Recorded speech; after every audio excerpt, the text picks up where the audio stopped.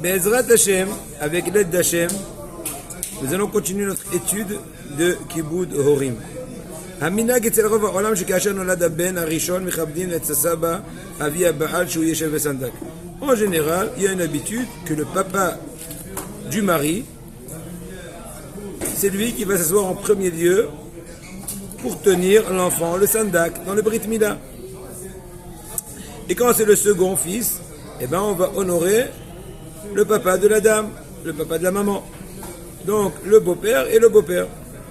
Le père du Hatan, ensuite le père du mari et le père de la femme.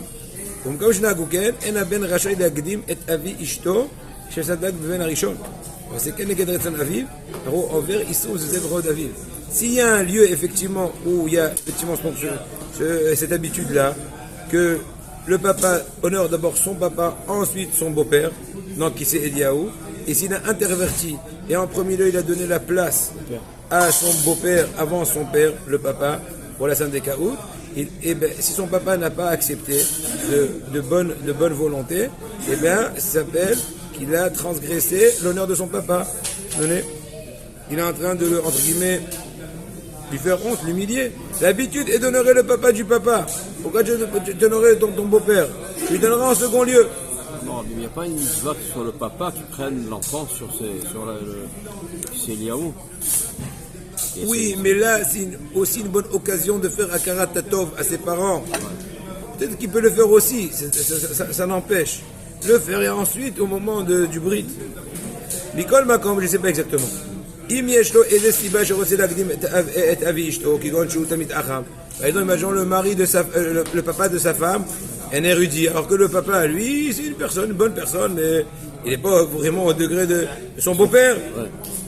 Alors, il peut au moins se permettre de convaincre gentiment, poliment et de façon docile son papa. Papa, tu comprends? Est-ce que tu es d'accord? Moi, je voulais vraiment te donner, mais j'ai un peu honte, étant donné que lui, c'est une très grande personnalité, et même des étrangers lui donnent le qui c'est, Eliaou, donc moi j'ai honte, à la première naissance, de ne pas le compter. Je pense que tu me comprendras, papa. Sinon, j'annule, etc. Comment ça va? Bon, Rachel, alors ça va? Je suis en train de parler avec Michael, il dit que tu avais fait un bon courrier. On essaye. Non, pourquoi? Et puis tu as de l'humour, tu vois, c'est pas... On essaie. C'est aussi, il y a beaucoup de mérite chez moi. La vérité. C'est pour ça, des fois, il m'énerve parce qu'il me dit, je m'en vais, je viens plus. Non, il ne pourra jamais. Je vous appelle ou pas? T'en fais pas non, tant que je suis là, il ne va pas bouger. Mais non, il n'a pas intérêt. Bon, Mikol Makom, Mieshlo, Edestiba, Shorotze. D'accord? Bon, on a bien compris. Avançons dans un nouveau cas de figure, chers amis. Betsura, Saba, Sheno, Shono, Torah, Mitzot. Maintenant, on a un grand-père qui est loin de la Torah, le pauvre. En tout cas, on va dire plus positivement, c'est pas encore assez rapproché de la Torah. Pardon, Rabbi. Mais pour le sandak, le choix du sandak, la maman, elle a le droit de choisir, elle a le droit de demander ou d'honorer. La maman du garçon. Oui. Oui, mais encore une fois. Ça revient au fils, ça? Il faut tout dans l'accord. Tout dans l'accord. C'est important en général, dans plusieurs endroits, l'habitude est d'honorer les deux parents. Oui, mais la décision, il y a le papa et la maman du bébé. Oui. C'est que le papa ou... tu demandes une nouvelle question. Ouais. Non, elle est soumise à son mari en premier lieu. Ah, voilà. C'est lui qui dirige. C'est lui. Voilà. Mais encore une fois, soumise dans le sens positif, pas soumise dans le sens... Non, bien sûr. Mais maintenant, si tu as un grand-père et qui est pas encore assez proche de la Torah des mitzvot, il veut être sandak. Quoi ça? Moi, je suis le papy. Ben, il faut essayer de façon très élégante de le dissuader. Oui, dissuader. Changer d'avis de façon élégante. Ouais. Et c'est mieux qu'un grand en Torah s'assoie. Il va te bénir, papy. Et il va ceci.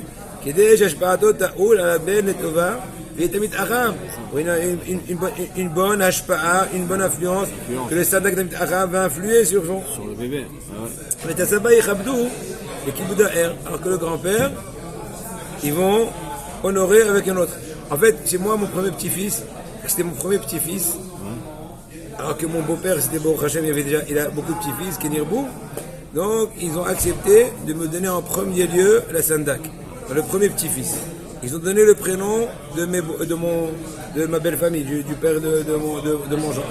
Et à l'inverse, dans le nouveau-né, c'est le papa de mon hadal qui s'est assis au kissé. Par contre, ils ont donné mon prénom.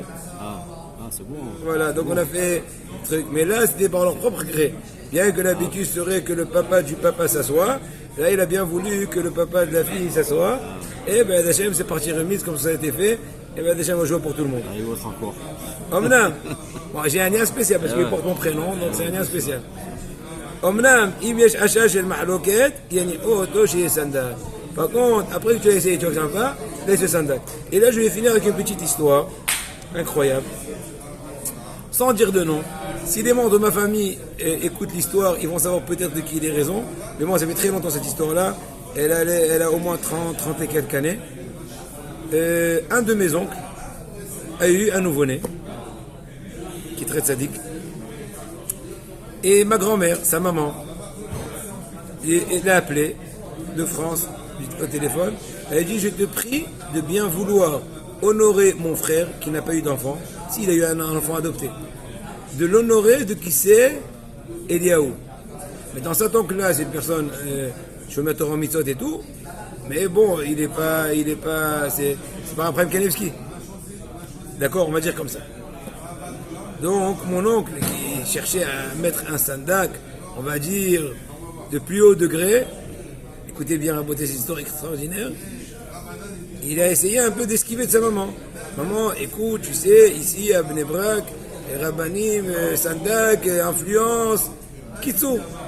Ma grand-mère était intransigeante, parce que ma grand-mère était de la famille Berdugo, elle tranche.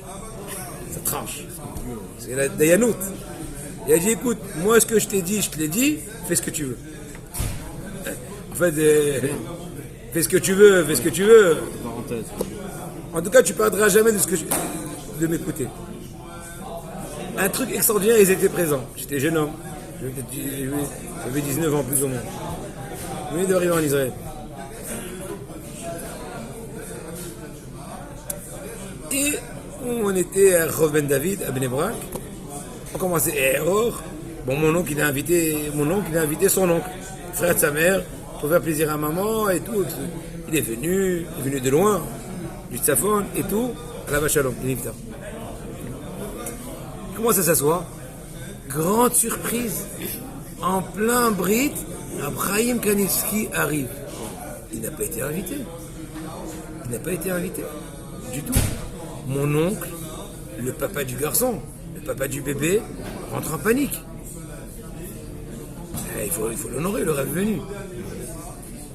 Apparemment, en un laps de temps très court, celui qui venait avec le Rav le Shamash a compris qu'il y a eu une erreur. Parce qu'il voit que les gens n'avaient pas l'air l'attendre.